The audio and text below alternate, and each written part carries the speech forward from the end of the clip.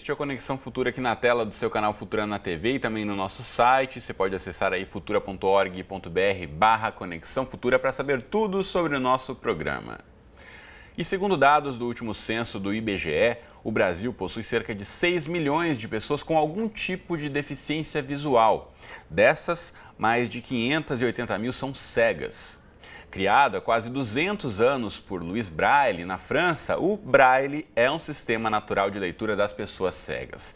Surgiu a partir da combinação de 6 pontos que, utilizados em diferentes posições, permitiram a criação de um alfabeto com caracteres em relevo. A sua criação representou um grande avanço para a independência e autonomia das pessoas cegas, inclusive na educação. Hoje, ele é indispensável para a socialização dessas pessoas e deveria estar presente em diferentes ambientes sociais, como restaurantes, cinemas e principalmente nas escolas. Infelizmente, a tradução em braille ainda é pouco utilizada em cardápios dos restaurantes, nos botões de elevadores, nos livros didáticos e jogos educativos, por exemplo. Então, quem fala mais com a gente sobre esse assunto é a Regina Oliveira. Ela é coordenadora de revisão Braille da Fundação Dorina Nowell. Tudo bem? Bem-vindo à Conexão Futura. Como vai, Regina? Bem, obrigada a você, Cristiano. Tudo bem? Tudo certo. Obrigado por poder participar com a gente aqui no Conexão Futura, abrindo espaço aí para a gente falar sobre esse assunto tão importante. E como eu falei aqui, a gente sabe da importância do Braille para as pessoas com deficiência visual. Inclusive, a nossa legislação já prevê a produção e a difusão do sistema Braille em todas as modalidades de ensino, uma legislação lá de 2002. Agora, você que trabalha diretamente com a tradução, como é que você avalia a aplicação dessa lei? A gente, de fato, tem visto aí essa disseminação das impressões em Braille de forma mais ampla ou ainda estamos muito distante do que deveríamos, Regina? Nós já temos algumas coisas, né, alguns avanços nesse sentido. Já temos embalagens de medicamentos com braille, embalagens de cosméticos, de alimentos, o braille nas botoeiras de elevadores, em cardápios. Já temos alguns avanços nesse sentido, mas o mais importante é que as crianças sejam estimuladas a utilizar o sistema braille. Por quê? Porque para uma criança ser alfabetizada, a leitura natural é indispensável.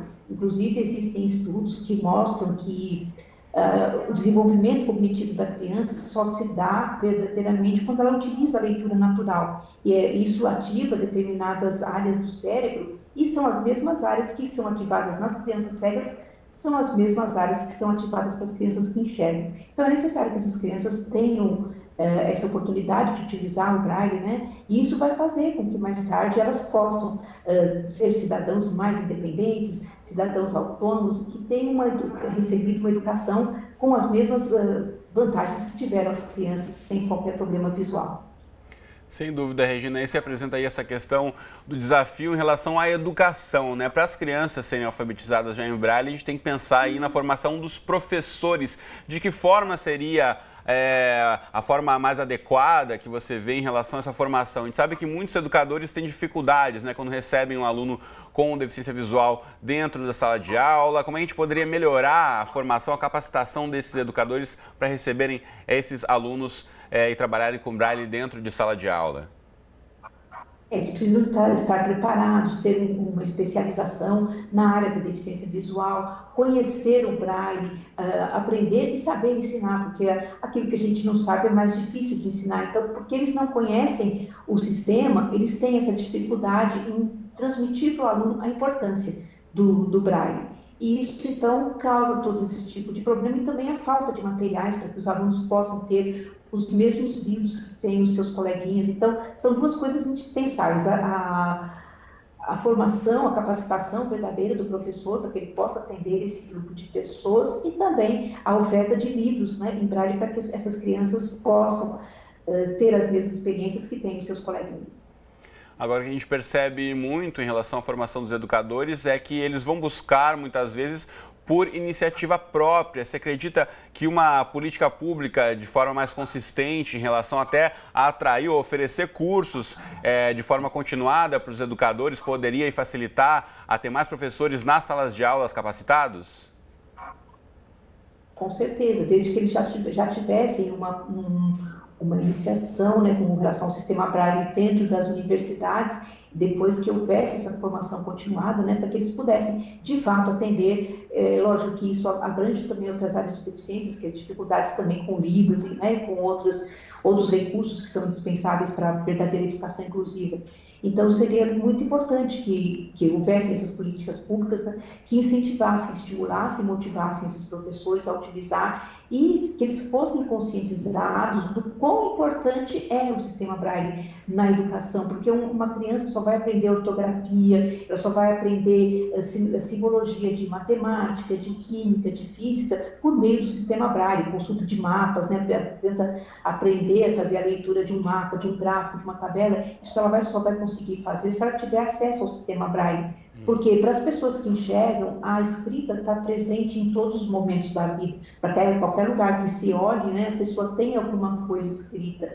Já com o Braille, não. As crianças só têm acesso, as pessoas só têm acesso quando esse material está ao alcance das suas mãos. Agora, Regina, você falou da importância dos professores já terem tido algum tipo de contato com o sistema Braille. Normalmente, existe uma média de um tempo mínimo, pelo menos, para as pessoas começarem a se capacitar, poderem ter uma compreensão, uma pessoa que já é adulta, que nunca teve contato com o sistema Braille, aprenderia em quanto tempo? Ele é um sistema bastante lógico, ele usa 6 pontos, como você já disse, né? E a combinação desses 6 pontos vai formar os diferentes caracteres. Então, é possível se fazer 63 combinações, mas de uma forma bastante lógica. Por exemplo, a gente costuma numerar o Braille 1, 2, 3, 4, 5, 6. Então, os 3 pontos da esquerda seriam os pontos 1, 2, 3, os da direita 4, 5, 6. Então, para formar as letras de A a J, só são utilizadas as combinações dos pontos 1, 2, 4 e 5. Então, a partir da letra K, você acrescenta a essas combinações de A a J, o ponto 3. Então, isso é bastante lógico. A pessoa, né, que tem uma facilidade, um raciocínio lógico, ela aprende muito rapidamente o sistema. É lógico que é necessário aprender regras de aplicação e tudo mais, quando você vai utilizar isso nos códigos científicos de matemática, química, física, musicografia, fonética, aí você precisa aprender as regras de aplicação. Mas o sistema em si é bastante lógico, então é possível aprender bem rápido. Agora, Regina, você representa a Fundação Dorina No Will e a gente sabe de um trabalho muito importante, né, que a Fundação disponibiliza boa parte de acervos aí pela internet. De que forma aí as novas tecnologias têm sido também uma ferramenta importante para as pessoas com deficiência visual poderem ter acesso a livros, a catálogos, que muitas vezes ficavam restritos às bibliotecas físicas. A internet pode ajudar também na obtenção desse tipo de conteúdo, né, a partir do trabalho da Fundação, por exemplo. Com certeza, qualquer pessoa em qualquer parte do Brasil, ela pode acessar a nossa biblioteca, né, e baixar livros, ouvir esses livros, ou então até mesmo imprimir esses livros em Braille. Então, isso facilitou bastante, a gente já tem um acervo bastante grande, e as pessoas, então, podem acessar e poder ler esses livros tranquilamente em sua casa, na escola, no seu ambiente de trabalho. Bom, a Fundação tem um trabalho aí bem reconhecido no país como um todo, além dessa disponibilização do material, qual outro tipo de ação também é desenvolvida?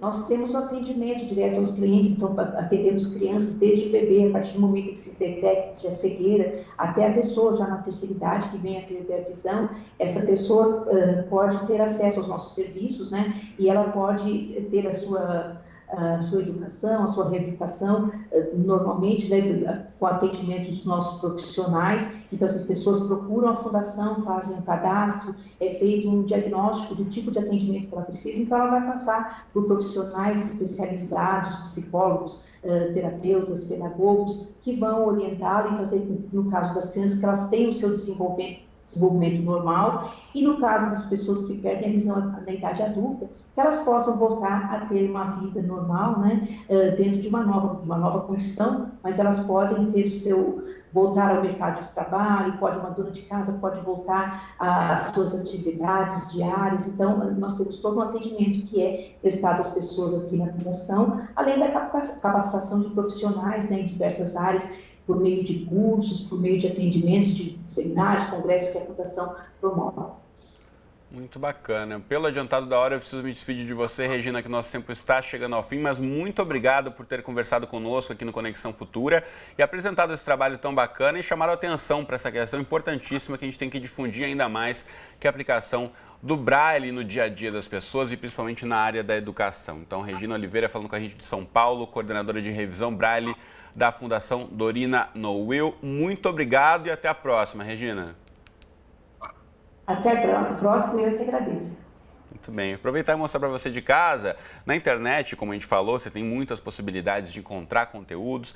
Eu vou aproveitar e mostrar aqui no meu computador para você de casa poder acompanhar. Ao digitar aí no seu computador o site da Fundação Dorina Nowill, que é fundaçãodorina.org.br, você pode saber mais sobre o trabalho desenvolvido dessa fundação para cegos. Como a Regina mencionou, tem uma série aí de ações que podem ajudar no sentido da educação das crianças desde pequenas, e você pode aqui também verificar, para você que tem a possibilidade de acessar aí a biblioteca digital, chama dorinateca.org.br, a biblioteca digital da Fundação Dorina Nowill, onde tem aí disponibilizados muitos textos, como a Regina mencionou. Você pode acessar aí e saber um pouco mais sobre como esses acervos podem estar disponibilizados para você aí também a partir do seu computador, dorinateca.org.br, não deixe de acessar. Só para você ter uma ideia, aqui eu mostro ainda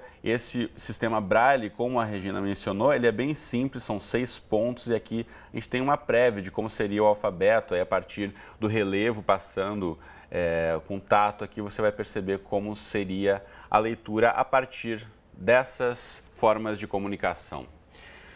Muito bem, dado o recado, na próxima entrada do Conexão Futura a gente volta aqui para falar sobre como a saída do Reino Unido da União Europeia pode interferir nas relações diplomáticas e econômicas aqui no Brasil. Então não perca essa discussão, a gente volta já com mais Conexão Futura e eu espero você. Até já!